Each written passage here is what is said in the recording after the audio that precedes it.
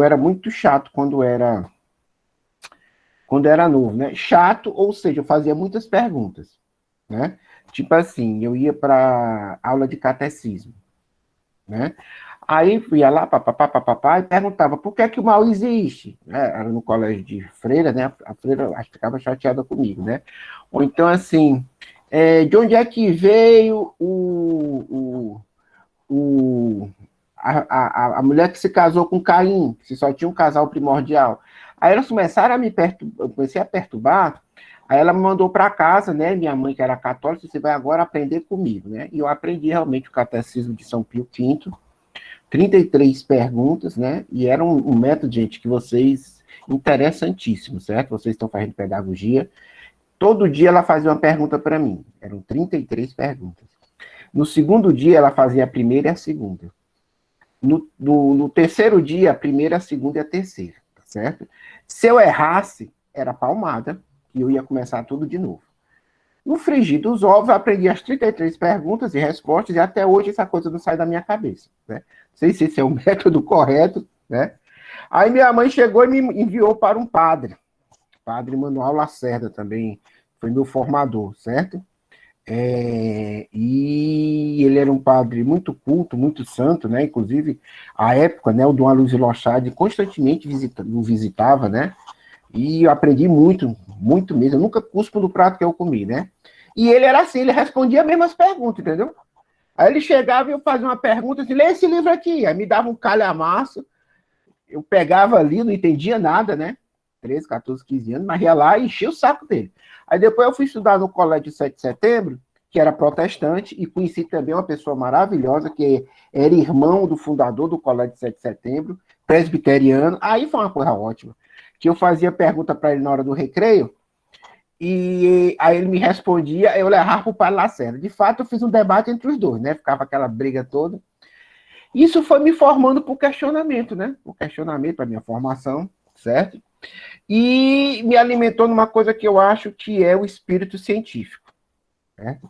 Então eu sempre sou questionador, né? Tenho isso, não sei se isso é bom, se é ruim, né?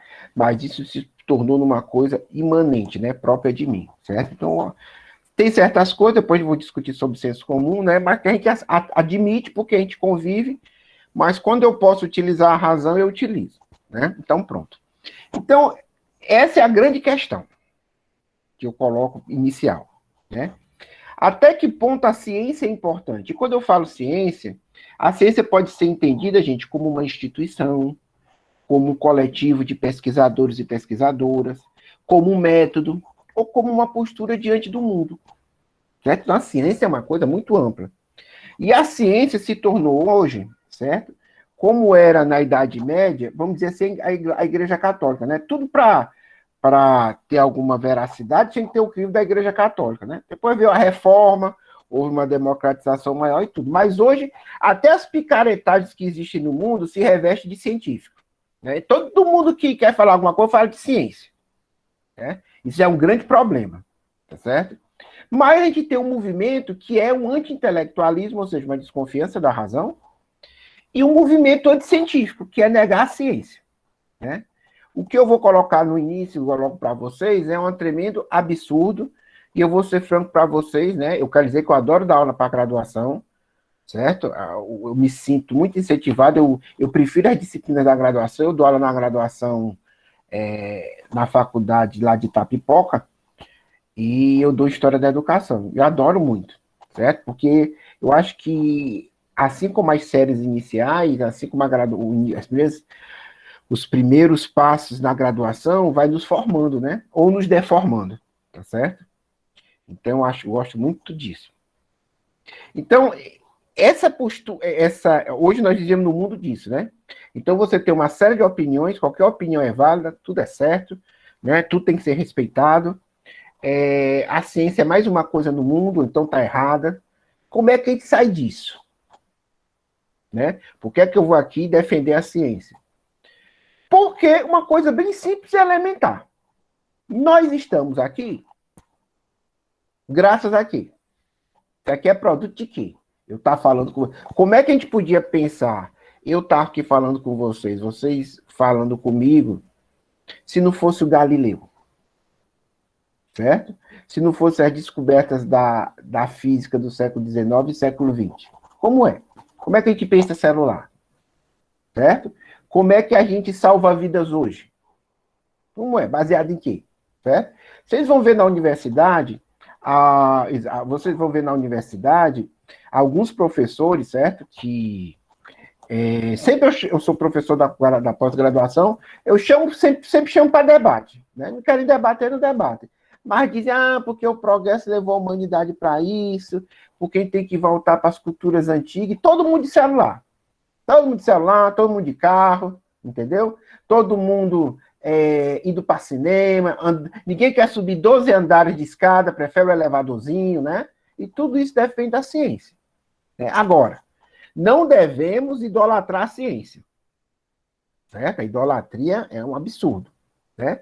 Então, a Carla deve ter falado isso, mas só vou destacar para vocês. A ciência é uma atividade, uma praxis humana. Certo? Assim como a economia, assim como a política, assim como a educação, é uma atividade humana. E surge do próprio desenvolvimento da humanidade. Quando os seres humanos têm que se alimentar, têm que se defender do clima, têm que se defender dos animais selvagens, eles necessariamente têm que conhecer o mundo. Certo? E conhecer o mundo significa a primeira atividade científica. Eu gosto muito de fazer propaganda com meus alunos, porque eu fico incentivando os alunos a ler. Tem um livro aqui que é muito antigo, foi traduzido ainda no Brasil, que é do Benjamin Ferrington, Ciência Grega. Certo? Um livro antigo, de 1950 aqui. E ele diz uma coisa, ele faz um relato aqui, muito bonito, não vou passar aqui para vocês, mas de como aqueles seres que a gente acha que são primitivos, lá nas cavernas, como é que eles praticavam ciência. Como é que eles escolhiam as melhores pedras? Como é que eles escolhiam os melhores madeiras, os melhores cipós? Como é que eles transformavam a partir de uma tecnologia que parece besta para a gente hoje, mas aprenderam a fazer lança, aprenderam a fazer arremessadores de dardos. Sem conhecer os princípios da mecânica, eles faziam ciência. Né? Então a ciência vai acompanhando necessariamente a humanidade. E a ciência está nos momentos mais importantes da humanidade, aqueles momentos, vamos dizer assim, de explosão, tá certo? De desenvolvimento humano, em todas as civilizações, tá certo? Todas as civilizações. Vou dar o exemplo da grega, né, que eu vou dizer aqui para vocês, a ciência não é ocidental. E também tem uns caras aí que a ciência é ocidental, eurocêntrica, pura picaretagem. A ciência, o pensamento científico, surgiu na Jônia. A Jônia era o que é hoje a Turquia. Pelo que eu sei, Turquia está na Ásia, né, não, pessoal? E a Turquia, nesse período, as cidades gregas cresciam muito, aí os gregos pregavam, fundavam outras colônias. Então fundaram lá Mileto, uma série de colônias lá, e foi se desenvolver o pensamento científico, e racional nesse sentido, né, que eu vou dizer o que foi em contato com a herança dos sumérios, dos egípcios, né, tanto do Oriente Médio como da África, né, e criou-se aquilo, né. E o que é a postura científica racional? A postura científica racional se resume a uma coisa bem simples. É você explicar o mundo pelo próprio mundo. É isso. Certo? Então, quando Tales de Mileto, começaram a explicar o mundo pelo mundo. Então, os navios afundavam. É porque o Deus tal estava com raiva, não sei o quê, mas lá não, porque é o período de tempestade, são os ventos. É isso que consiste a ciência. Tá certo? E aqui eu vou dizer para vocês. Eu sou ateu, tá certo? Mas eu respeito a fé de qualquer pessoa. E tem o direito de crer ou não crer, tá certo? E fé ou tem ou não se tem. Certo? Então você tem, vou demonstrar aqui para vocês, gente, maravilhosos cientistas, tanto católicos como protestantes, como agnósticos, que contribuíram imensamente para a ciência e continuam contribuindo, tá bom? Mas a ciência é essa postura, explicar o mundo pelo mundo. Né? Então, houve essa explosão, né, no século V, século IV, V, VI, da Grécia. Né? Houve outra também explosão maravilhosa, né? Vocês, acho que tem muitos cristãos aqui, que foi naquele período de instalação do cristianismo, né? Até o século IV, por aí. Muitos debates, muitas discussões, certo? E grandes intelectuais também. Teve uma grande explosão também científica, século XII, né? Teve Tomás de Aquino, depois o Renascimento, o Humanismo, a Reforma, outra explosão de conhecimento. Século XVIII e XIX, com a Revolução Industrial, outra explosão imensa, né? E isso vai desenvolvendo o conhecimento e as reflexões em todas as áreas. Em todas as áreas, né? Agora, ao mesmo tempo que a ciência acompanha o desenvolvimento da humanidade, quando há elementos de explosões de desenvolvimento da humanidade, há o desenvolvimento da ciência. Quando há períodos de decadência, há um recuo da ciência. Então, primeira coisa, por que o obscurantismo prospera? Porque nós vivemos em um profundo período de decadência cultural, decadência econômica, certo? Eu digo assim, é difícil para nós, todos nós aqui, certo? Ter acesso a livros, ter acesso à cultura, ter tempo para estudar, num mundo onde as pessoas estão catando osso, tirando comida do lixo. Onde a gente está aqui, mas está preocupado com outras atividades, tem que trabalhar, certo? Tem que procurar outras coisas. Então é difícil, você não tem condições, né? Isso, infelizmente, nós temos que é positivo, internet, democratização dos conhecimentos, mas as pessoas hoje passam o quê? 2, 3 minutos, vem um vídeo, aí o cara vai lá, fala qualquer besteira, acha que é aquilo, né? Então, veja, defender a ciência, do meu ponto de vista, é defender o conhecimento do mundo, conhecimento para transformar o mundo, e é lutar contra essa decadência, né? Porque a decadência cultural, o obscurantismo, favorece as formas mais vis de exploração e de obscurantismo, né? E todas as formas de obscurantismo são totalitárias, são dogmáticas, são inquestionáveis. Então, qualquer pensamento que é inquestionável em si mesmo, já para mim, já é uma coisa que deve ser combatida, nesse sentido. Certo? Mais uma das questões seria o próprio desenvolvimento da educação que não ensina. Exatamente, a educação expressa isso, gente. Expressa isso. Eu vou dizer uma coisa, mas que fique só entre a gente, tá certo? Não espalhem, não. Geralmente eu ando com o livro debaixo do braço. Porque eu sou uma pessoa, às vezes, impaciente. Então eu fico lendo, na fila do banco, qualquer fila eu estou lendo. E geralmente, quando eu vou para certas reuniões acadêmicas, eu vou com o livro. Eu fui para certa reunião na nossa US, tá certo? E de repente todo mundo começou a achar graça, os professores. Aí disseram, por quê? É a primeira reunião que o Fred não trouxe um livro. Vocês acreditam uma coisa dessa? Então eu estou no ambiente acadêmico, cheio de professor e professora, e é uma piada eu não levar o livro. Porque às vezes a reunião é muito chata e eu abro e fico lendo.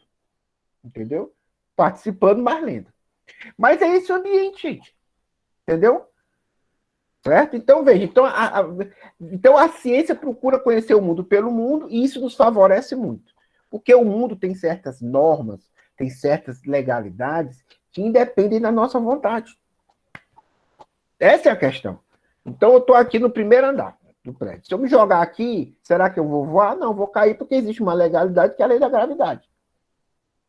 Certo? Então, isso serve, inclusive, para as ciências sociais com algumas diferenciações, porque a sociedade é feita pela gente, né? Nas ciências sociais, nós somos os sujeitos e os objetos do conhecimento, certo? Então, veja, a ciência surge disso. E quando você estuda a natureza e a realidade, o mundo, a sociedade, tem sua legalidade, você disciplina o seu pensamento. Daí a necessidade do método científico. O método científico não é uma invenção, é uma ferramenta que foi construída para entender a realidade. Então, pensar cientificamente é uma necessidade para a gente se pôr diante do mundo. Certo? Então, alguns alunos mesmo vão dizer assim, alguns alunos meus cristãos dizem assim, mas essa questão da fé, eu digo assim, veja, fé você crê ou não crê, tudo bem, mas vamos dar um exemplo concreto. Um grandíssimo intelectual cristão do início do século IV, né? O Agostinho ou Santo Agostinho. Então, o Santo Agostinho escreveu um livro pra caramba. Até hoje se encontram cartas dele. E aí vem aquela pergunta. O Santo Agostinho não acreditava em Deus, por que ele foi escrever para demonstrar que Deus existia? É engraçado, né? Tem todo um contexto histórico anterior, né? Porque quando o cristianismo começa a se expandir e a tocar nos chamados gentios, né, aquelas camadas mais intelectualizadas dos gregos, dos romanos, Então você tinha os apologistas e os defensores da fé, que era o quê? Eram os caras muito... Eu tenho até coleção, os padres apostólicos, padres apologistas. O primeiro grande historiador cristão é Eusébio de Cesareia, historiador da igreja cristã. Então os caras disseram assim, se eu vou debater com o filósofo, o cara não viu Jesus, não viu milagre, vamos dizer assim, né? Como é que eu vou provar que o cristianismo é superior? Eu vou para o combate na área dele. Qual é a área dele? A racionalidade. Então, coisas maravilhosas. Né? Então, eles vão com argumento. Ou seja, quando Santo Agostinho vai fazer isso, ele está dizendo, eu sei que Deus existe, ele vai dizer. Mas eu tenho que demonstrar. Ou seja, como é que se demonstra? A demonstração é própria do pensamento racional científico. E você teve obras magníficas. Magníficas. Né? Por que é que eu digo isso? Porque eu converso isso com meus filhos que são cristãos. Entendeu? E se vocês têm fé, tudo bem, não tem problema. Vamos se matar por causa disso. O importante é que vocês continuem torcedores do Fortaleza, não é verdade? Mas, então vocês podem... Essa questão é uma causa pétrea da minha tradição familiar. Né? Uma vez meu filho disse assim, pai, com raiva de mim, eu vou torcer pelo Ceará. Tudo bem, filho. Eu vou continuar lhe amando. Só não vou mais falar com você, mas vou continuar lhe amando. Né? Mas, voltando, certo? Então, veja, você tem um debate rico, certo? E ainda bem, meus filhos estão, sim, no bom caminho, né? Porque eles debatem, conhecem a história da igreja. Eu digo assim, meu filho, é uma coisa muito esquisita para mim. O cara é católico, a menina é católica, nunca leu o catecismo da igreja católica. O outro é protestante, nunca leu a Bíblia. Eu acho um negócio esquisito, entendeu? Porque isso é o mínimo, né? O elementar. Então, eles leem, estudam, questionam. Aí, meu filho não tem o que fazer na vida, brincando, né? Aí ele disse, pai, vou debater com o meu pastor, me leva lá para debater com o pastor. Eu fui lá debater com o pastor, não sei o que mais lá, o pastor gostou de mim, eu gostei do pastor, ele me convenceu, não convenci o pastor, tudo bem. Mas foi para um debate racional, certo? Então, veja, essa postura é que nós estamos perdendo hoje. Certo? E eu, claro que eu defendo a ciência, então eu acho que é importante.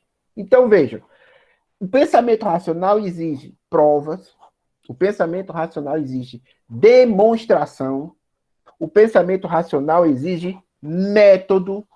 Então, o pensamento racional não está ligado a convicções, não está ligado a eu acho. E essa é a diferença, gente, entre o senso comum e o senso crítico. Todos nós temos senso comum. Antes de estar falando com vocês, eu fui escovar meus dentes. Então, eu não preciso dizer para que serve a escova de dentes.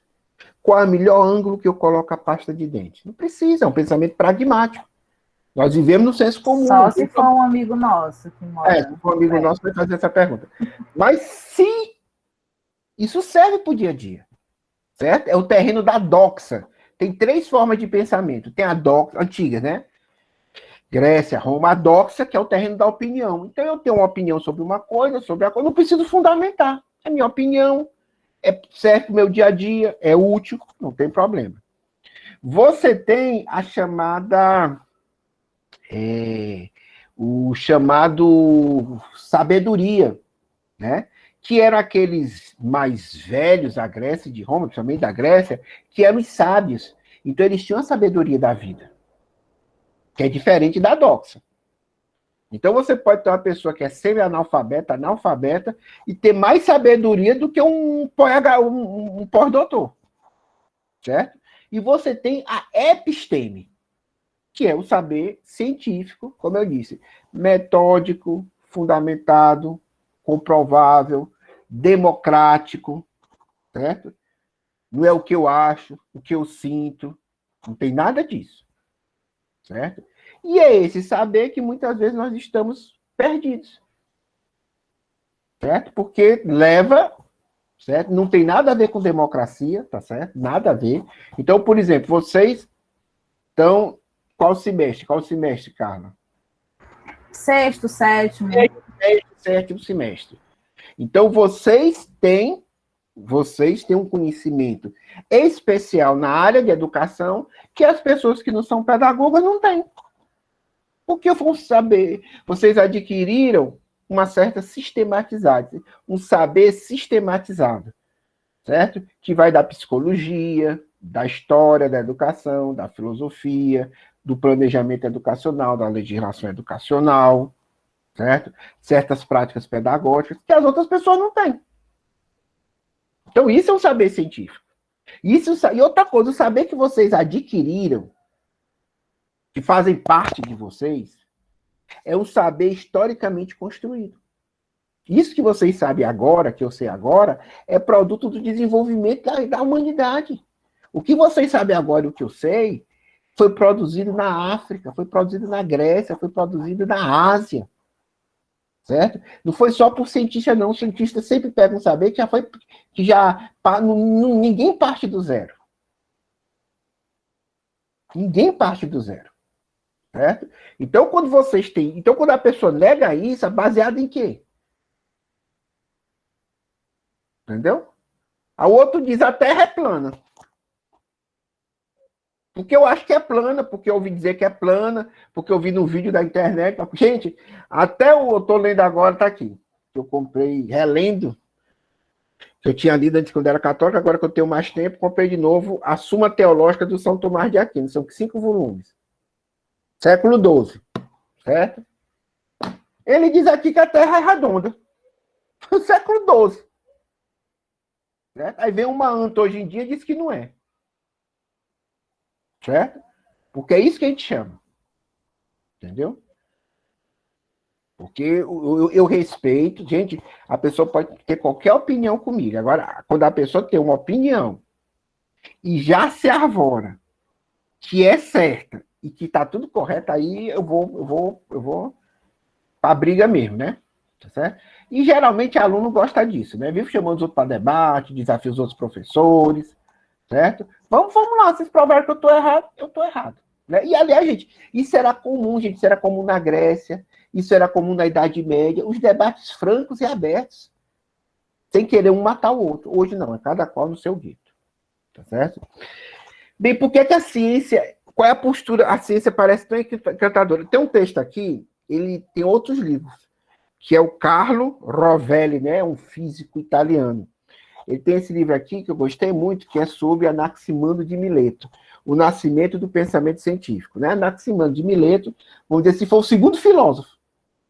Né? Porque antigamente a filosofia surge junto com a ciência, junto com outras formas racionais. Então era tudo ao mesmo tempo agora. Certo? E ele vai dizer aqui, tá bom? Uma coisa muito bonita sobre a ciência. Que é assim.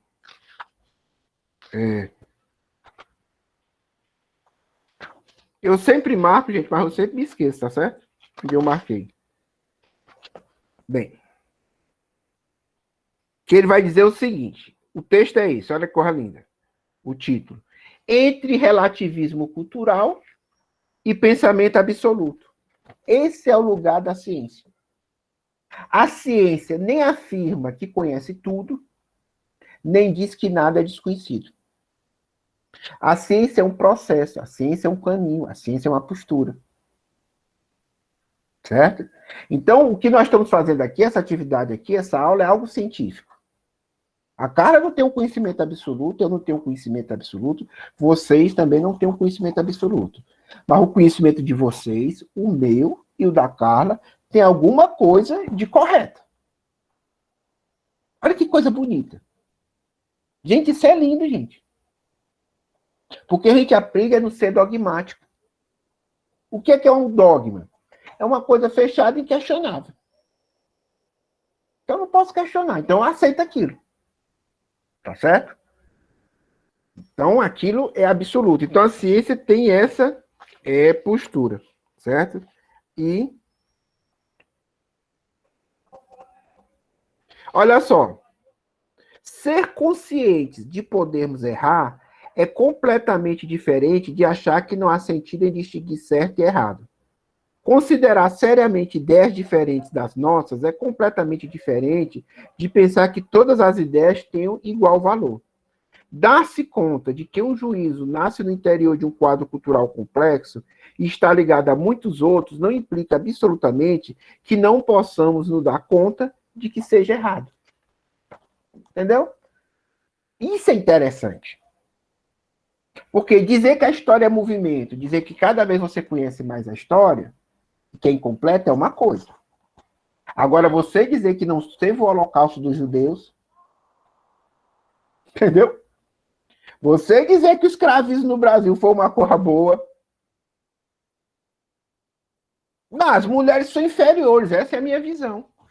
Eu tenho um direito. Você é um burro, um imbecil, um machista. É isso que você é. Ainda é retardado, que você acha que isso... Por que a mulher é inferior? É porque é. Não, você pode dizer o seguinte, você vive num mundo onde as mulheres são pressionadas, são condicionadas, são situadas no sentido de inferioridade. E isso tem que ser justificado. Porque, se não me engano, as mulheres não só são a maioria na nossa sala de aula, mas são a maioria da população brasileira. Agora, vocês imaginem a maioria da população brasileira sabendo que tem as mesmas capacidades que os homens, que devem receber os mesmos salários. Imagine todo mundo. O que vai acontecer com a gente? Primeira coisa que eu vou fazer é me esconder debaixo da cama, tá certo? Porque é uma revolução. Então você tem que manter. Então veja, uma coisa é eu não estou certo absolutamente. Outra coisa é dizer que todas as ideias têm a mesma valoração e são verdadeiras. O que é a verdade? A verdade é para a ciência, é a correspondência entre o meu pensamento e a realidade. Isso que é verdade. Como a realidade se move, como a realidade é histórica, como eu não posso aprender o conhecimento absoluto da realidade do ponto de vista humano e científico, toda verdade é provisória. Tá certo? Então, veja, o que é a verdade? A verdade, repetindo, é a correspondência do meu pensamento com a realidade. Certo? Então, o meu pensamento deve expressar a realidade como a realidade é. Ótimo. Mas o meu pensamento é limitado, porque eu sou um ser situado, eu sou um ser histórico. Certo? E a realidade também é múltipla. Ok? Então, a verdade é sempre aproximativa. Não quer dizer que não exista verdade, como dizem os relativistas. Quer dizer que a realidade é uma coisa que vai se constituindo. Como na vida da gente, gente. Eu tenho mais de 50 anos. Vocês têm entre 20, 30, por aí. Se vocês olharem a história de vocês, vocês estão se sentindo melhor hoje do que antes, no sentido de conhecer mais as coisas, de se situarem melhor no mundo, de ter melhor compreensão. O que demonstra o caráter histórico da verdade. Certo? Que a gente não deve jogar na lata do lixo, em cima dessa visão que diz que tudo... Porque o oposto do dogmatismo é o relativismo. Dizer que tudo é equiparável. Isso foi uma praga na universidade, uma praga chamada pós-modernismo, que, no meu ponto de vista, abriu as portas para essa parafernália que hoje existe no Brasil e no mundo de reação que questiona valores que são valores construídos historicamente pela humanidade. A questão das mulheres, a questão da etnia, a questão da liberdade individual. Porque todo mundo começa assim. Essa é a minha opinião. Tem um parente aí, ainda bem que não é meu, mas é da outra banda aí da família, que o cara diz que a Terra é plana. Né? Aí não vem falar comigo. Porque, o que é que o senhor acha disso? Ele é um imbecil. E eu vou dizer da frente dele quando ele falar. Se ele não falar comigo, eu não falo. Se ele falar, eu digo, você é um imbecil. Um retardado. Você é um ignorante. Estúpido. É isso que você é. Tá bom? Porque se ele diz que a Terra é plana, ele está chamando todos nós de estúpidos. Então eu também posso chamar ele de estúpido. Tá certo? Do mesmo jeito. Isso, né? Como uma vez a minha ex-esposa fui falar com o pastor, o cara era machista, veio falar comigo, depois com ela. Ela ficou constrangida. Quando foi da segunda vez, ele veio falar, não, o senhor não fala comigo, não, que para mim o senhor não tem autoridade nenhuma. Eu também fui para, como diz na luta livre, né? Fui para trocação. O senhor para mim não significa nada para mim. certo? Agora, para minha esposa, o senhor significa, ela é que é a cristã, ela é que é a salva. Então, o senhor, por gentileza, quando vier se dirigir, fale primeiro com a minha esposa. Porque ela que está me trazendo aqui, e eu sou só um coadjuvante, tá certo? Ou na sua linguagem, espírito de porco. Uma coisa ruim. Ela é que é a boa. Aí ele deixou de falar comigo, melhor, né? Que eu não perdi tempo, né? Claro que eu encontrei também pastores maravilhosos, tá certo? Mas é isso, o cara achava, né? Eu que ela faço conta de... Mas é essa postura, né? Porque a ciência nos torna democráticos. Aprende a gente ouvir. Aprende, certo? Então, essa postura, né? Que o Rovelli, né, coloca aqui. E é uma coisa interessante. Veja, olha que coisa importante. Até o Anaximandro, que foi o segundo filósofo, o Tales foi o primeiro, né? Que a gente, olha, postura assim, geralmente tem que ter cuidado com isso, né? Veja bem, o Tales de Mileto é reconhecido como o primeiro filósofo, até onde conhecemos.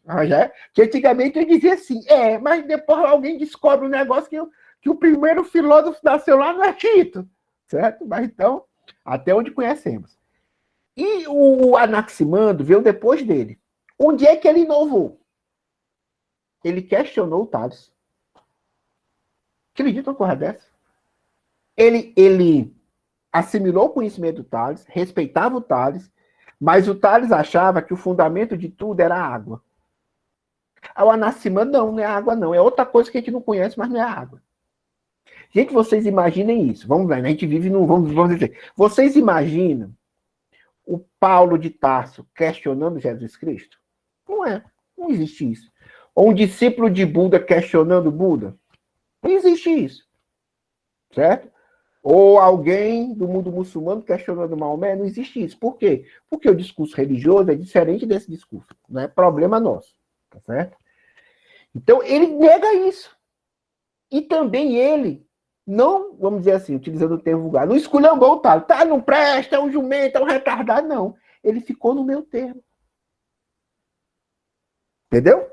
Que é isso que vocês têm que ter. Vocês devem assimilar as diversas disciplinas e também ter o poder de questionar. Porque se vocês... veja, vocês, todos nós aqui, se vocês exercem isso é bom para vocês. E como formadores, educadores, vocês vão formar as outras pessoas. Tem um... Isso, Aristóteles questionou Platão, isso dá na tradição, né? E Platão, de certa forma, questionou Sócrates, não tem problema nenhum nisso. O São Tomás de Aquino divergia de Santo Agostinho. Não tem problema. Não há problema nessas questões. Entendeu? Então você... Isso, vou dar um exemplo aqui, pular para vocês. Eu também tenho muita coisa desses picareta também, de tudo quanto é canto, inclusive da religião. Certo? Esse livro aqui, O Segredo de Copérnico, como a Revolução Científica começou. Gente, Copérnico era um padre. Copérnico advogou a ideia correta de que a Terra gira ao redor do Sol. Legal, né? Primeira parte. Segunda parte. Vocês sabem quem ajudou Copérnico? Porque o Copérnico não era tão bom em cálculo matemático. Foi um outro, eu esqueci. Era um cientista que calculava, mas ele não fez a... Esse já era o Tycho Brahe, depois, que também vai ajudar o Kepler. Mas, gente, sabe quem foi, Ana? Foi um protestante. Acredita uma coisa dessa? Gente, parece... Vocês gostam de filme de 007? Gostam de filme de espionagem? Pois o que é que aconteceu? Você tinha a reforma protestante. E uma das grandes correntes da reforma protestante inicial era a luterana. Então, lá nos centros luteranos, os caras tinham assim, olha só, tinha a seguinte ideia, que história é essa, rapaz? Que história é essa que só a Igreja Católica produz a ciência? Não. Nós também vamos produzir a ciência. Então, os caras tiveram a descoberta do Copérnico. O Copérnico já era mal visto, não só por essas ideias, mas ele era mal visto porque ele era amigo de protestantes. E ele estava lá na Polônia católica, né? Que era a Polônia, tá? Aí o pessoal já era manjado que ele, né? E ele também, vou contar só, não espalhem, tá certo? Mas dizem, eu não sei se as más ou boas línguas, que ele namorava a moça que cuidava dele. Não sei, tá certo? É uma coisa. Então, já era um padre que namorava e gostava de protestante. O cara estava queimado no inferno. Ainda dizia que a Terra girava ao redor do Sol. Aí, eles mandaram esse cara o Copérnico. E ele ajudou o Copérnico a construir esse modelo que se mostrou verdadeiro. O que significa isso? Primeiro, os próprios protestantes, na Reforma, desenvolviam a ciência. Vocês já ouviram falar do Comênios? Grande pedagogo protestante. Gente, o Comênios defendia a educação pública, gente. O Comênios defendia a liberdade. O Comênios, protestante, defendia a ciência, pessoal. Entendeu? Tá certo? É por isso que eu sou uma pessoa educada. Então, quando meus filhos me levam, gente, vão me levar agora na igreja dele para conhecer um novo pastor lá. Eu não discuto tema de fé, tá certo, gente? Com um pastor, certo? Porque eu digo assim, olha, se eu creio ou não creio, vamos for outra coisa, tá bom. Aí, banalidades e tudo mais. Mas agora, se ele vier com história de dizer, você sabe, né, a ciência, esse pensamento, o senhor é uma anta. Desculpa, mas o senhor é muito, muito, muito ignorante. Porque o senhor devia conhecer a história da sua própria igreja, da sua própria religião. Os grandes homens e mulheres defensores da fé que defendiam a ciência. Porque a reforma se levantou contra o dogmatismo da Igreja Católica, que dizia que quem divergia ia para a fogueira. E agora o senhor está pregando a mesma coisa. Pronto, né? Eu digo assim, alguém se meter a mão em mim na igreja, o que eu posso fazer, né? Não? Ainda bem que meu filho está treinando jiu-jitsu, né? Tá certo? Mas eu estou dizendo que essa postura incomoda. Incomoda porque as pessoas gostam de falar o que querem, já é uma cultura antidemocrática. E não dialogarem. Então, o obscurantismo avança onde recua a democracia, onde recua os valores humanos, onde recua o livre pensamento. Certo? Em todas as esferas da vida. Eu estou falando da ciência, mas nas esferas religiosas, nas esferas políticas, não tem problema.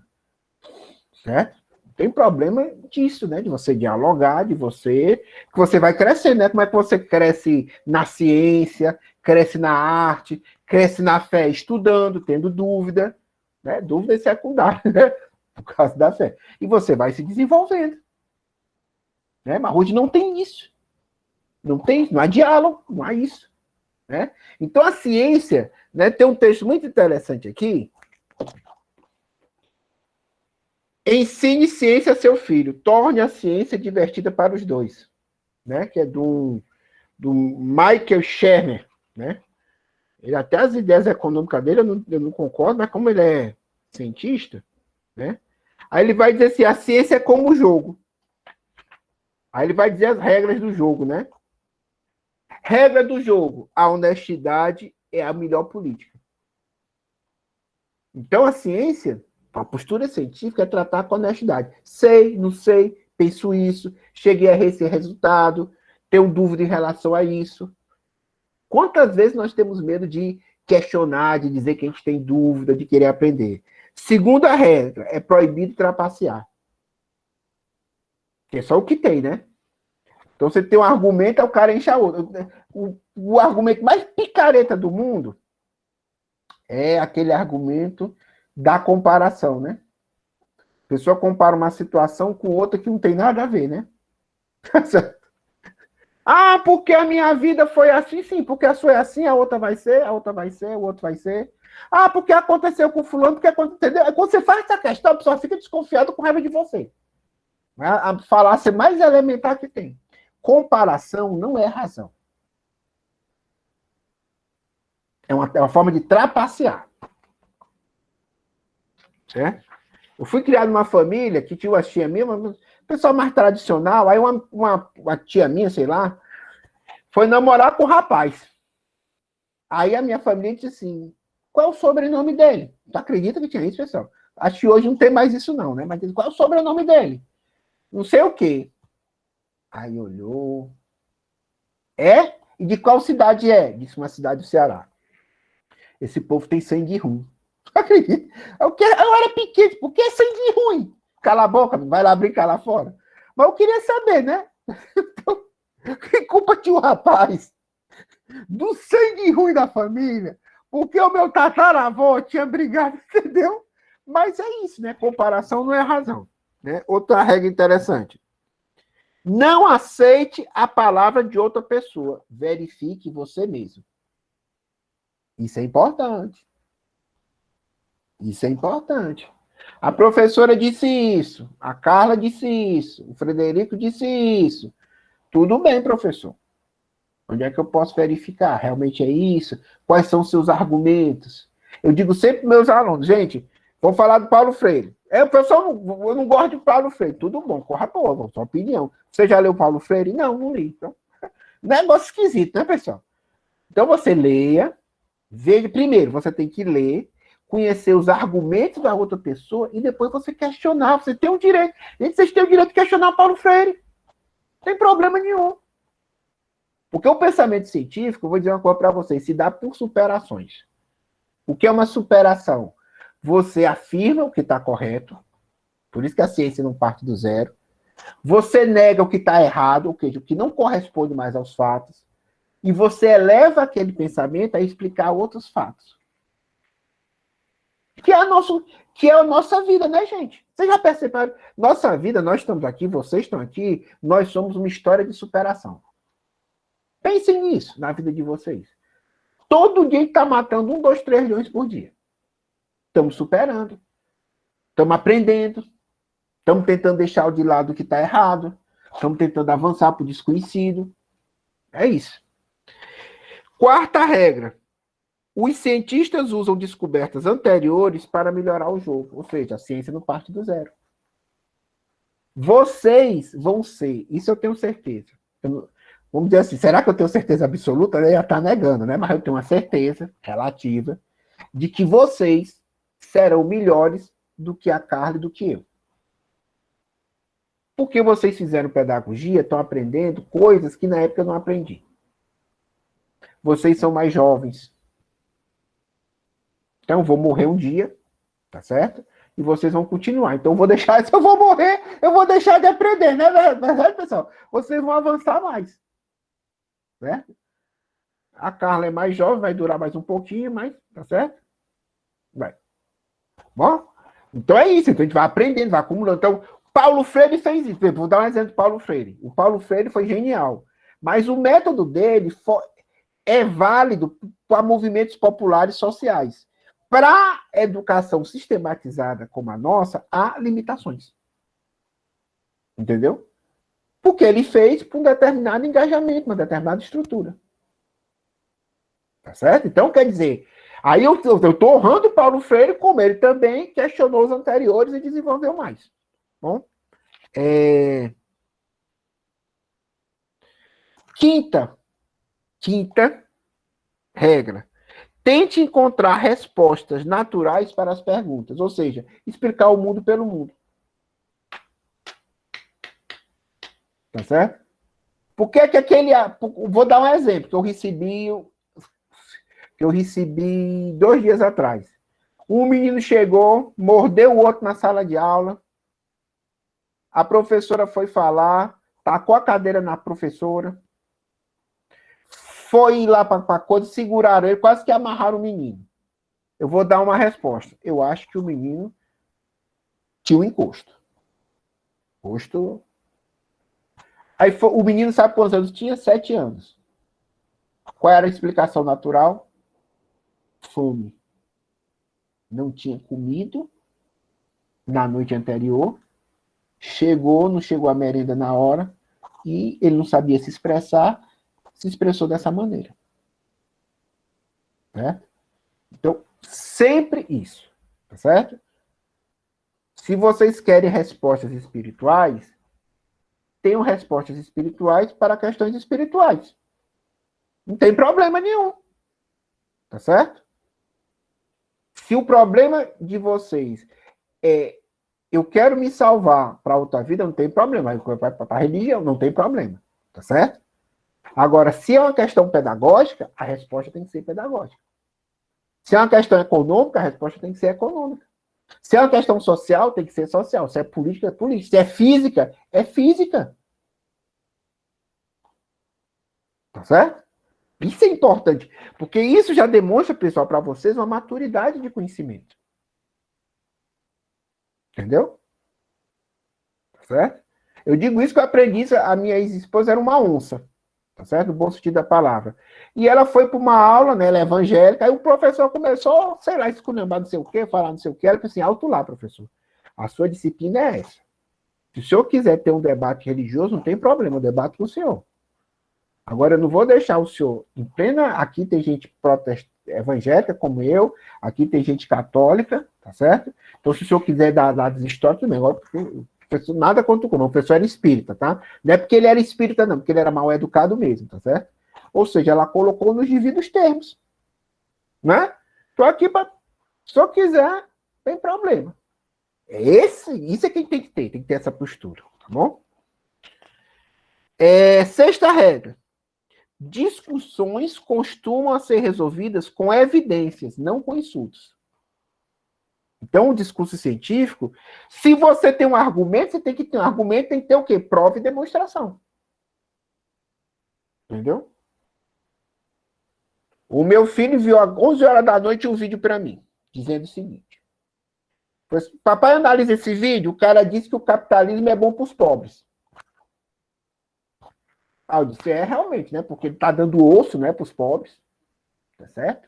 Não que todo pobre tem celular e bicicleta. Bem, difícil, né? Porque a pessoa que come osso, já acho que vai vender o celular, né? Não, pessoal?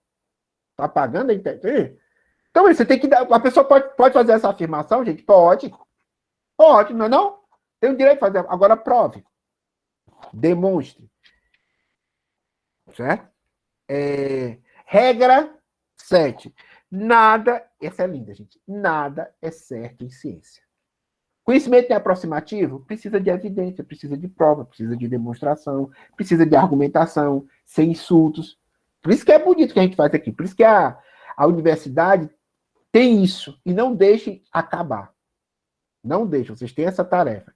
Questione. Uma vez eu tinha uma professora que era pós-moderna. Aí ela estava defendendo esse negócio de relativismo, fazia mestrado, relativismo cultural, bababá, bababá. Aí eu era mais nervoso, né, quando era mais jovem, eu disse, professora, então eu posso escrever o que eu quiser, porque tanto vale o que a senhora está dizendo, como o que eu estou dizendo, porque não existe verdade, não existe referencial, tá certo? E a senhora vai me dar um 10 de todo jeito. Não, Fred, eu vou lhe dar um 0 se você descrever o que eu quiser. E por que, professora? Porque eu tenho poder. Olha o poder na ciência.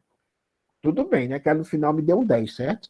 Mas a nossa turma era uma turma, não sei se vocês conhecem, né? Era da professora, quem fez mestrado comigo foi a professora Raquel Dias, certo? E foi o Babi Fonteles, que hoje é professor da UFC, e uns outros lá, era tudo gente do bom sentido da palavra, gente ruim, né? E tinha confronto com os professores. Né? Mas a professora era desse. Aí eles queriam enquadrar eu, a Raquel e o Babi, sabe? Não. Aí a professora, então a senhora com essa conversa toda aí de relativismo, quem manda é a senhora que tem a canetinha ali, exatamente. Então, aí. Né? Então, na ciência, porque a ciência é um conhecimento progressivo, demonstração, essas coisas todas, tá certo? Oitava regra: não há segredos em ciência. Então, a ciência, gente, não é uma maçonaria. Entendeu? Não é uma maçonaria. Nada contra quem pode ter algum maçom aqui, né? Mas você sabe que a maçonaria é cheia de degraus, né? Você tem começa com a aprendiz, eu também não sou maçom, não, sabe? Começa com a aprendiz e vai para o 33º grau. Não é. Tá certo? Isso. Né? É o conselho que, como um descrente, eu dou para os meus filhos, né? Olha, vocês vão para a igreja. Se o cara disser que tem uma coisa que só ele sabe, já é mentira. Certo? Porque a única verdade é que Jesus salva. E o que é dado de graça, o que foi recebido de graça é dado de graça. Então, se o cara for cobrar e dizer que tem um negócio, isso aí já é esquisito. Ciência do mesmo jeito, gente. Não tem segredo. Não, isso aqui só um sabe, o outro não sabe. Você não está você não tá preparado para isso, não. Você tem que ter uma. Aí você já vê que tem golpe. Tá certo? É o que dá para diferenciar a ciência de pseudociência e de obscurantismo. Entendeu? Não, você tem que ter uma preparação espiritual para entender essa verdade. Que diabo é isso? Que marmota é essa, hein? Eu digo assim, você vai enganar outro. Certo? E é isso, né? Então, isso é importantíssimo, né? Tá certo? Olha que coisa interessante. Algumas coisas, né? Você pega, assim, essa postura obscurantista. A pessoa faz uma afirmação, aí você responde. Como é que você sabe que isso é verdade? Não é não? E você sabe que isso é verdade, você está afirmando. Não, porque o fulano disse. Quem disse que isso é verdade? Você pode provar que isso é verdade? É possível que alguém tenha inventado isso? Ou não? De que outras formas poderíamos explicar isso? Você pode fazer várias vezes e obter o mesmo resultado? Olha só, coisas simples, né? Entendeu? Tá certo? Então, veja, isso é importante, né? Porque todas as questões, como é que você com o pensamento é pseudocientífico obscurantista? Primeiro, quando aparecem os gurus, tá certo, gente? Tem um cara que é guru em tudo quanto é canto, seja na ciência, na política, na religião. O cara é um guru, quer dizer. Aí já é um negócio esquisito. Certo? A segunda coisa é que você não pode questionar. Não, ele diz, por que você está perguntando? Você é inseguro. Por que você tem dúvida? A dúvida é um sinal de que você não está bem. Olha só, o pessoal queixa assim, né? Ou então, geralmente, na sala de aula, o professor diz: isso daí que você está dizendo eu já li muitas vezes. Mentira, mentira, mentira. Isso aí eu já sei, isso aí você não sabe, não. Mentira, mentira. Você tem que ouvir. Eu sou desse jeito. O aluno faz uma pergunta, eu não sei. Gente, eu não sei, não. Eu vou ter que entrar na internet, pesquisar para resolver. Por quê? Porque eu aprendo. Entendeu? Eu aprendo. Certo? E é o que tem, né? Essas pseudociências, né? Essas tipos de coisas que aprisionam, gente. Gente, qualquer forma. Como é que a gente combate o obscurantismo? Cultivando isso que eu estou dizendo para vocês. Essas perguntas, essa postura, essa coisa de ver o mundo sempre em movimento, de sempre poder aprender. E eu vou dizer isso, gente. Isso independe se você tem religião ou não. Se a pessoa é católica, se a pessoa é protestante, a pessoa se maravilha com as obras do Criador, como fizeram grandes cientistas. Certo? Se a pessoa não tem fé, se maravilha pela natureza.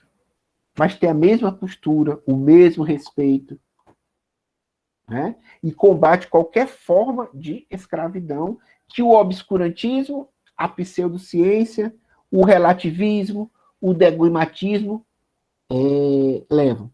Porque todo relativista é um dogmático. Pode prestar atenção. Esse povo que diz, não, gente, não existe verdade, não existe essas coisas, não existe nada, a ciência é ocidental, é europeia, papapá. Eu conheço gente que defende isso, e a primeira pergunta que eu faço, você tem plano de saúde? Apvida, Unimed ou qualquer outro? Porque se a ciência não vale nada, você não devia nem ter plano de saúde, porque tudo isso é fruto da ciência. Ou seja, sabe, veja, vocês têm que ter forma de conhecimento, de postura diante da vida, que sirva para a realidade que a gente vive, gente. Um filósofo, não sei se a Carla já falou, o Lukács, vai dizer o seguinte, que a ciência, a arte, a filosofia, nasce do cotidiano, esse rio imenso. Ela nasce do cotidiano, dos nossos problemas reais, dos nossos problemas cotidianos, se elevam, explicam esses problemas e enriquece novamente o cotidiano. Então, Vocês devem adquirir conhecimento, estudar, lutar pelo que vocês querem na vida, com alegria, se sentindo plenamente. Se vocês estão estudando uma coisa, participam de uma determinada concepção de mundo, que fazem vocês se sentirem culpados, inferiorizados, serem constrangidos a seguir uma coisa ou outra porque tem medo, esse não é o caminho. Esse não é o caminho, tá certo? Eu vou dizer para vocês, eu me indispus com pessoas da universidade, com pesquisadores, por causa dessas posturas. Entendeu? Porque você não podia questionar, ó. Porque você está questionando o professor tal? Não estou questionando o professor tal. Eu estou chegando a um resultado, estou lendo o mesmo livro que ele leu e estou lendo uma leitura diferente. Ah, não pode não. Eu disse, ixi, vai que vão tocar fogo em mim? Aí disseram que eu era irônico, mal educado, sabe? Essas coisas, né? Não sei. Certo? Então, eu não sei se está contente, se vocês querem fazer mais perguntas, se a Carla quer que eu aprofunde mais, né? Mas é isso mais ou menos. Então, a ciência, como já dizia o Carl Sagan, no programa que eu assistia na minha adolescência, Cosmos, né? Ele escreveu um livro, um mundo assombrado por demônios, a ciência como uma vela na escuridão. É isso. A ciência, o pensamento racional, o humanismo, o amor à vida, o amor ao conhecimento, o desejo de ser feliz, são velas na escuridão. É isso que a gente tem que ter. Certo? E vocês são o futuro. Certo?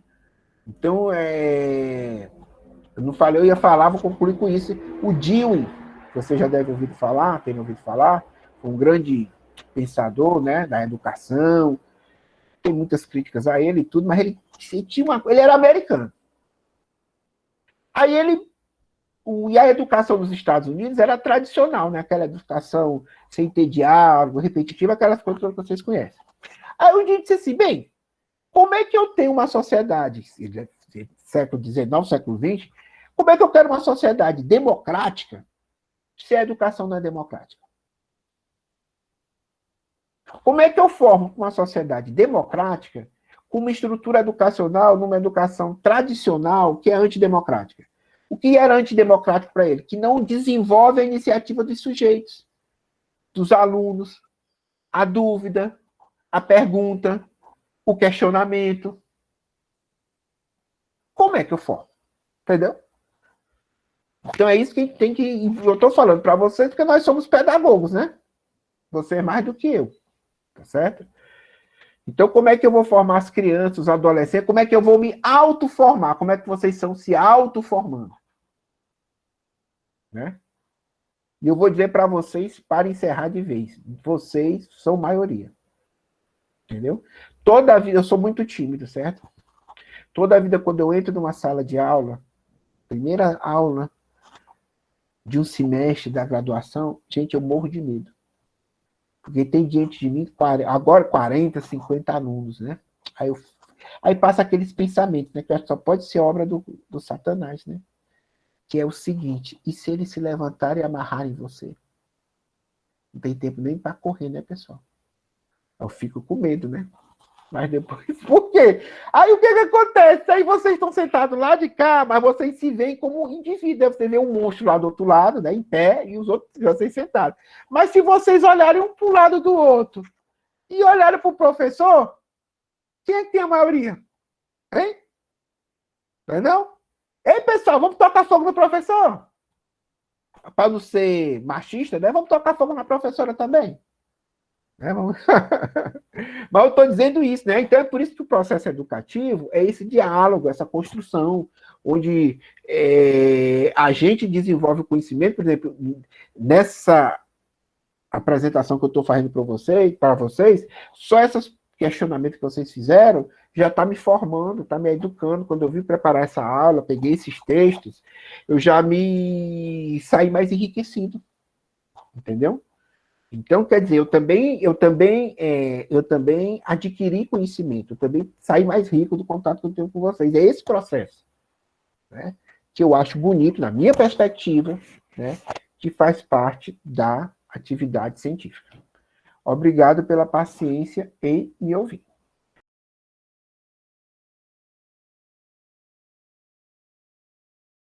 Primeiro, essa questão do que é o obscurantismo, certo? Vamos colocar do ponto de vista social e histórico, certo? O obscurantismo nasce em um terreno social, certo? Então, veja, nada se desenvolve, nada se prolifera se não for a resposta a alguma coisa. Né? Para a gente também não achar assim, a pessoa é obscurantista ou defende isso porque é um imbecil, um retardado e tudo. Não, não é uma questão individual, é uma questão social. Né? Então, veja, historicamente, quando há momentos, vamos dizer assim, de desenvolvimento das forças produtivas, ou seja, das capacidades humanas em todas as civilizações, a ciência cresce. Não só a ciência, as artes e tudo. Então, vocês podem ver isso em várias coisas. Vocês, para quem gosta de ler a Bíblia, você vê no período de Salomão, de Davi, aquela coisa, o crescimento e tudo mais, e também tem períodos de decadência. Eu estou estudando mais, lendo mais, porque eu dou aula de História e Educação, e sempre devo aos meus alunos sobre a questão da educação na África, né? Que as pessoas falam da África, que a África é a mesma coisa. Não é. Certo? Então, acho que, não, o que é que, então, o que é que tem de bom na África? Só teve o Egito, certo? E o resto era tudo atraso. Não é verdade. Teve civilizações que conseguiram, vamos dizer assim, se confrontar com as civilizações egípcias da África. Certo? E reinos, vamos dizer assim, negros, que peitaram o Egito. Certo? E que entraram em decadência por motivos não sociais, mas naturais, né? Seca, estiagem. Teve uma civilização, um grande império lá que se confrontava com o Egito, e o rio secou. Aí, babau, né? Tá certo? Então você vê, então há desenvolvimentos riquíssimos sobre isso. Como eu falei para vocês, na Grécia, né, o surgimento, a filosofia surgiu num momento de grande expansão do comércio, né? Das atividades comerciais que levaram o trânsito das colônias para a Grécia, da Grécia para o Egito. Né? Também falei para vocês nos primeiros momentos do cristianismo, né, nos primeiros 4 séculos, né? Grandes intelectuais, grandes mulheres, tá certo? Que depois uma certa corrente tentou aniquilar, mas as mulheres foram muito importantes na divulgação do cristianismo, no desenvolvimento também de toda uma cultura, tá certo? E é período de decadência. O Agostinho morava lá no norte da África. 8 anos ou 2 anos depois que ele morreu, foi invadido pelos vândalos, que não eram tão vândalos assim, tá certo? Que eram, inclusive, eram cristãos, tá certo? Cristãos arianos. Uma corrente que achava que Jesus não era Deus. Mas foi a decadência porque o Império Romano, certo? Entrou, implodiu, uma série de fatores. Aí também, né, o período de crescimento de forças produtivas, a reforma e tudo mais, que gerou, e aí tem uma coisa importante que a gente pode discutir depois, né, que a ciência conhece, tem essa postura, mas a ciência sempre está a serviço de alguma coisa, tá bom? Então, por exemplo, você conhecer a ciência da navegação também levou, como consequência da expansão comercial europeia, a tragédia da África, da escravização de homens e mulheres, e a tragédia do que aconteceu nas Américas. Certo? Então, a gente sempre tem que situar tudo isso historicamente. Então, o que é que favorece o obscurantismo? Esse recuo. Né? Então, o que é que nós estamos vendo no mundo? Nós estamos vendo alta tecnologia, temos alta tecnologia, mas as pessoas constantemente insatisfeitas. Não é só uma questão existencial. É uma questão existencial que tem base. Eu sempre gosto de dar esse exemplo. Minha mãe foi funcionária do Tribunal Regional Eleitoral. Em 1960, Brasília foi inaugurada. Ela recebeu o convite de morar em Brasília. Recebeu lá um apartamento, certo? Eu não sei, ela ia sair quase de graça, porque não tinha funcionário que quisesse para lá. Ela disse para o meu pai, eu saí do meu Ceará para morar lá no meio daqueles matos, né? Então, você terminava um curso, por exemplo, aqui no Ceará, nós somos da UES. A UES surgiu do curso de veterinária, depois veio a administração, ou seja, depois veio a educação, letras, que era um curso para formar um quadro de técnicos, de profissionais para o estado do Ceará. Certo? Agora, nós estamos em um período histórico que, apesar dessa grande tecnologia, de internet, de tudo mais, gera o quê? Nós temos que trabalhar mais, quando tem trabalho. Temos 14 milhões de desempregados, 116 milhões de pessoas com insegurança alimentar, que é uma eufemia. A insegurança alimentar, você não sabe se vai comer. 20 milhões de famintos. Todos os anos, com todo esse povo que está, entra mais e mais e mais jovens no mercado de trabalho que trabalham. Extremamente precarizado, o mercado uberizado, entendeu? Então, veja, isso gera uma crise, não só uma crise econômica, mas uma crise de valores. Como é que eu posso dizer para uma pessoa que é uberizada, para uma pessoa que está numa situação difícil, que a ciência é libertadora, que o conhecimento é libertador? Não é? Mas sabe como é que eu vou dizer isso, hein? Eu vou dizer esse sistema, né, do ponto de vista religioso, não tenha paciência que Jesus, que Deus é por ti. Como é que eu posso dizer se o cara só vê derrota na vida? Então as pessoas, então o obscurantismo, o que é o obscurantismo? É negar a ciência, não é negar a ciência, é negar a razão e a capacidade do ser humano de superar a situação. Então fica mais fácil de explicar a desgraça criando um inimigo.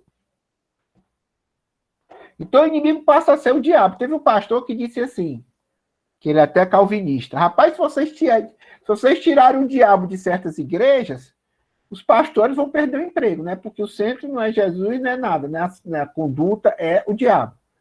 Então você começa a produzir isso. Então, vamos ver, qual o discurso atual, qual o grande problema do Brasil? Porque nós tiramos recursos, vamos ser sinceros, qual o discurso obscurantista hoje por essa herança? É o seguinte, o Brasil estava muito bem, aí veio um comunista aí, tá certo? E começou o seguinte, gente, é tirar dinheiro da gente para dar dinheiro para negro, para dar dinheiro para mulher, para dar dinheiro para lésbica, tá certo? Para dar dinheiro para índio vagabundo que vive no meio do mato só comendo nada quando a gente está trabalhando, certo?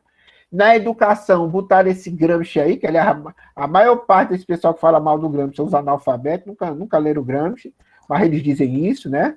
E começaram a dar mamadeira de piroca aí, estão ensinando as crianças a fazer sexo, entendeu? Então você começa a ver os inimigos. Então o inimigo não é assim, a explicação não é uma explicação econômica. Veja, eles voltam, o obscurantismo é você voltar para a mitologia no pior sentido do mundo. Porque a mitologia clássica, os mitos, né? Qual é a questão dos mitos, né? Então você tem os mitos gregos, os mitos hebraicos, os mitos hindus, que são formas de você se situar no mundo, de organizar o universo de uma maneira que ele se torne compreensível. A questão do mito é que o mito você não pode pedir explicação ao mito, certo? Então os mitos antigos, os mitos fundadores das identidades de várias civilizações, a gente não pode desprezar, são formas de formação do ser humano. Agora, os mitos de hoje, os obscurantistas, eles querem substituir a explicação da realidade com uma culpabilização. Tá certo? Então, o erro da situação tá assim é o pensamento racional, é você pensar demais. E é claro que isso as pessoas ganham dinheiro, né, gente? Entendeu? Meu filho foi para uma igreja, aí meu filho inventou, né? O bichinho foi ser calvinista. Eu te falo, o bichinho tem 21 anos. Aí foi ser calvinista. Eu fui lá, vou visitar a igreja, né? Aí sempre vai ver que lá eu encontro a salvação, né? Eu fui lá, o pastor muito educado, mas o pastor era tão calvinista, que até a mãe dele ia para o inferno. Não acredito, vocês acreditam acordar? A mãe dele era evangélica, aceitou Jesus, mas como não era da igreja dele, ia para o inferno. Aí eu disse, meu filho, esse negócio aí é esquisito. Então, a igreja vizinha dele era inimiga, a outra era inimiga, o outro era inimigo. É o obscurantismo, né? Certo? Então, o obscurantismo vai desde esse obscurantismo radical até aquele obscurantismo que é obscurantismo. É vetar o livre exercício da humanidade, que é o exercício de querer ser livre, de querer questionar. Certo? Isso é o obscurantismo. Pior é negar a capacidade da humanidade melhorar. Porque quem nega a ideia do progresso diz isso. É cheio de gente assim na universidade. Ah, o progresso é uma ideia do século XIX. Ainda bota nas costas do Nietzsche. Nada contra o Nietzsche, né? Mas o Nietzsche é do século XIX, pessoal. Aí ficam com raiva quando eu digo isso. Né? E muitas coisas boas da humanidade vieram lá de 1000 anos antes. Entendeu? Aí os caras vêm com um papo desse, quer dizer que a verdade é cronológica, né? Tá certo? Não é. Não é, cara. Porque daqui a pouco você, certo? Você vai culpar, né? Mas vai... E o pior é isso. O obscurantismo do ponto de vista social e político culpabiliza as vítimas. A mulher apanhou do marido. Pô, o cara chegou cansado do trabalho, a mulher vai falar de problema. Isso é obscurantismo. Porque a culpada é a vítima. Entendeu? Então, o culpado de passar fome é o pobre. Né? Tá certo? Então, veja, essa é a situação. Tem formas mais refinadas, tá certo? E tem formas, como isso aqui, tem formas mais grotescas. Mas a raiz principal de um pensamento obscurantista, para concluir, é sempre essa. Negação da racionalidade desses elementos que eu falei, certo? E essa postura de contra o desenvolvimento humano. Qual é a função da educação? Gente, a gente tem que lutar que a função da educação seja educar. Certo? Então, que a universidade cumpra o ensino, a pesquisa e a extensão. Que os professores procurem ministrar os conteúdos. E que o método de ministrar os conteúdos seja o método de desenvolvimento de pessoas autônomas. Como é que você desenvolve pessoas autônomas? Com participação, com diálogo, com questionamentos, né? Abertura para debates, né? E atualizando todas as questões. A gente tem que ter um espaço para discutir tudo. Como é que a gente quer uma sociedade democrática se a gente consegue ser democrático nem em sala de aula? Então, a democracia se torna uma coisa abstrata. Para lá. Então, a democracia não está na família, a democracia não está nos outros espaços, não está em canto nenhum. É um negócio assim, é uma nuvem, certo? E a gente não consegue. Para a gente ser democrático, tem que ter liberdade. A gente expor nossos pensamentos e expor os pensamentos dos outros. E o que aí e abrir para o questionamento. Entendeu? Eu nunca tive problema com aluno fascista em sala de aula, porque eu sempre coloco essas questões. Aí se a pessoa diz, você defende o fascismo, defende não sei o quê, tudo bem, vai, diz aí, vai lá, racista, fala aí o que você tem para falar. A pessoa sente com vergonha. Por quê? Porque o obscurantismo gosta de falar nos seus guetos. Ou seja, você só fala para os convertidos, entendeu? Então o racista só fala para racista. O machista só fala para machista. Mulheres sabem bem disso. Você quer botar o cara no lugar dele, é você não achar graça, perguntar por quê, a pessoa fica toda errada. Porque ele está acostumado àquele ambiente. Certo? Então, então, essa postura. Bem, gente, olha que coisa interessante.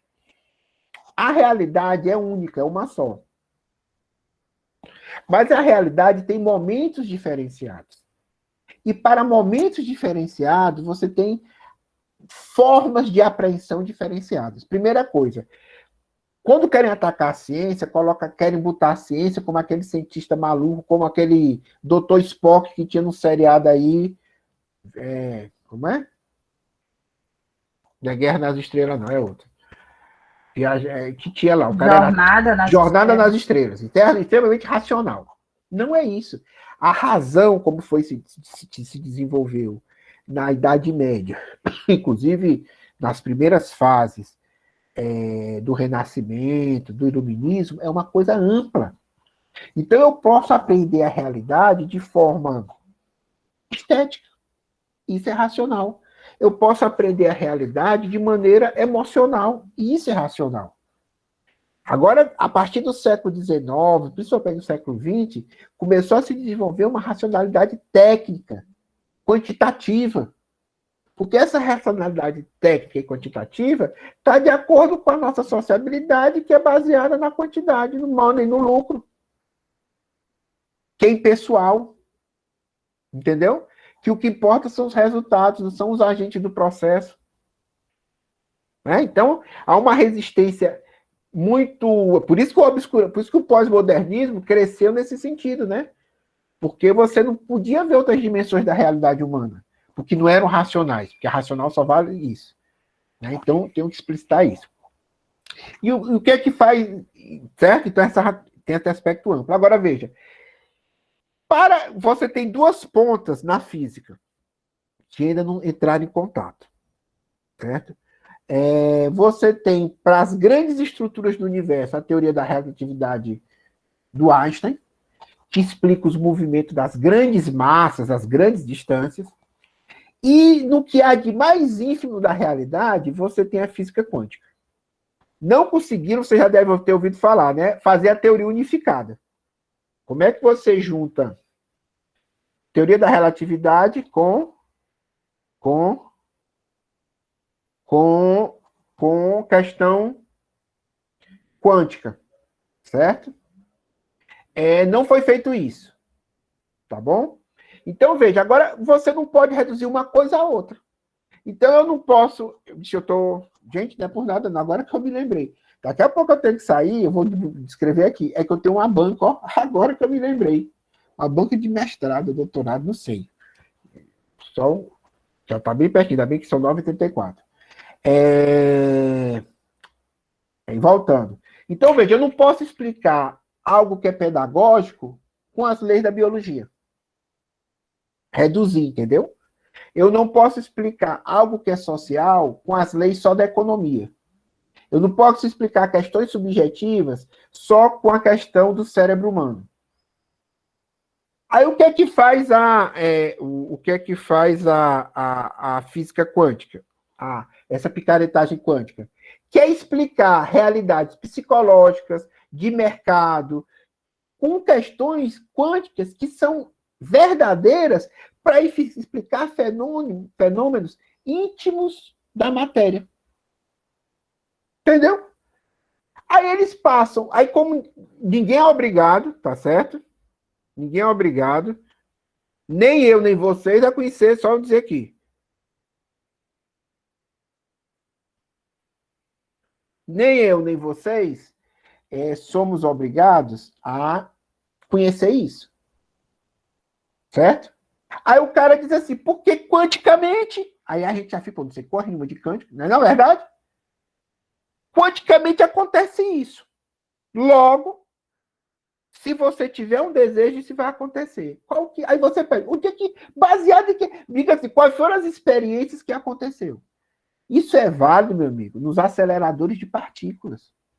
Veja, uma grande quantidade de energia gera do nada, do vazio físico. O vazio físico não é um nada filosófico. O vazio significa que não há nem negativo nem positivo. Mas estão lá. Então, se você bota uma grande quantidade naquele vazio de energia, gera matéria e antimatéria, por exemplo, e outras partículas e subpartículas. Então, do nada acontecem as coisas, que não é um nada. Porque o vazio é só uma realidade física onde se anulam forças opostas. Aí ele quer fazer isso, se você não arranjou emprego, você não tem um pensamento positivo. Mas se você gerar dentro de você isso, gerar uma postura, o mundo vai se moldar à sua vontade. Aí isso é picaretagem. E isso acontece diversas vezes. Como é que você sabe que é picaretagem? Primeiro que não tem fundamento científico. Se você fizer pergunta, a pessoa não responde. E a coisa mais evidente, eles vão cobrar de vocês.